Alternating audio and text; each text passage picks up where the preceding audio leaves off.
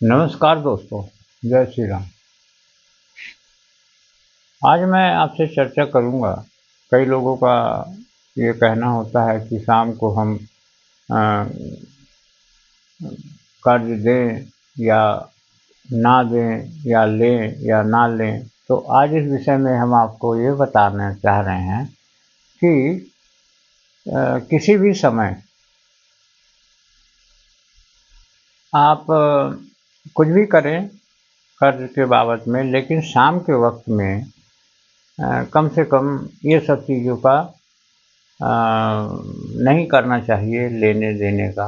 ना कर्ज लीजिए और ना कर्ज कीजिए। कारण उसका ये है कि दुनिया में आप देखिए कि उस समय हम लक्ष्मी माँ की पूजा करते हैं और उस समय होता है लक्ष्मी जी के आगमन का। तो जब लक्ष्मी जी के आगमन का दिन होता है, समय होता है, तो हम उसको क्या करना चाहते हैं कि हम उस समय यदि ले लेते हैं कर्जा या हम कर्जा दे देते हैं, तो उस वक्त में एक चीज़ निश्चित है कि आप दे देंगे तो पैसा फिर आपको बहुत लंबे वक्त तक मिलना मुश्किल है।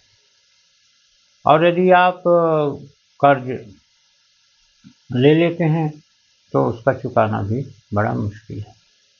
इसलिए हम आपसे ये कहना चाहते हैं कि आप किसी भी हालत में शाम के समय ना कर्जा दें और ना ही कर्जा लें। तो इस प्रकार की बातें होती हैं। अब इसी में हम आपको बहुत सारी चीज़ें हैं बताते हैं कि जो इस प्रकार की चीज़ें हैं कर्जे वाली।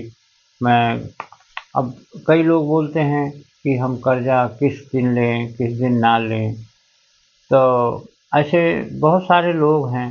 किसी दिन जैसे एक चीज़ है, हम आपको ये बताते हैं कि राहु काल में आप कुछ भी आप लेन देन करने से बचिए। अब राहु काल का जो समय होता है वो 1.5 घंटे का होता है पर डे। तो वो 1.5 घंटे का जो पीरियड होता है राहु काल का, हमने वीडियो बनाया हुआ है, कहीं पड़ा होगा इसी में, आप देख लीजिएगा। नहीं होगा तो कल फिर कमेंट्स में आप लिखेंगे तो फिर से वीडियो बना देंगे। तो राहु काल जो है 7 दिन हमारे होते हैं।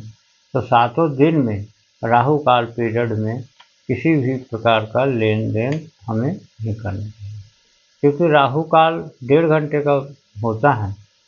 तो 1.5 घंटे का पीरियड थोड़ा सा माने बड़ा लगता है, लेकिन उस वक्त में हम राहु काल के समय में हमें हर हालत में कोई भी चीज़ को अवॉइड करना चाहिए, शुभ कार्य को अवॉइड करना।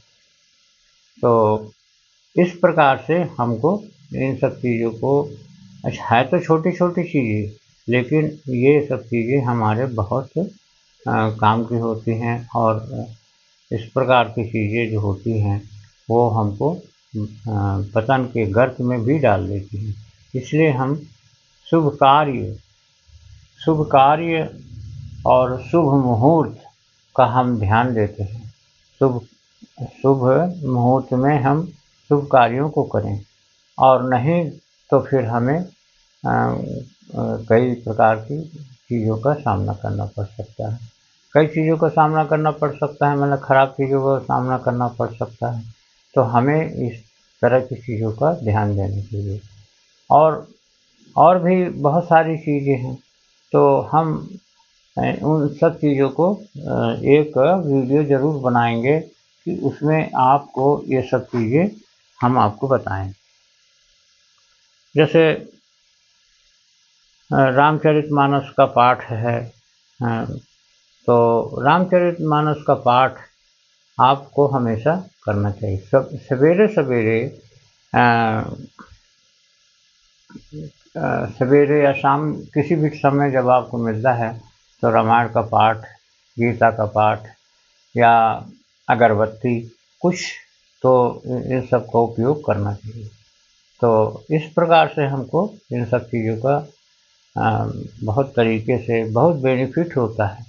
तो हम आगे बताएंगे कि ये सब चीज़ करने से हमें क्या बेनिफिट होते हैं। रामचरितमानस का पाठ बोलते हैं, कहते हैं शास्त्रों में और भी कई जगहों में विद्वानों ने कहा है कि यदि हम 14 पाठ कर लें तो बहुत सारी चीज़ों का हमें बेनिफिट होता है। 14 पाठ, अब 14 पाठ करने के लिए हमें क्या करना पड़ेगा? ये तो सिंपल रूप से आप अपने पूरे शरीर में 14 कोई कोई विशेष नियम आप मत मानिए, लेकिन 14 पाठ करने का आप संकल्प करेंगे तो फिर आगे हम आपको और भी इसी संबंधित बातें बताएंगे। ओम शांति शांति शांति, सर्वरिष्ट शांति भव। ओम ओम ओम। वीडियो को लाइक करिए, सब्सक्राइब करिए, शेयर करिए, कमेंट करिए।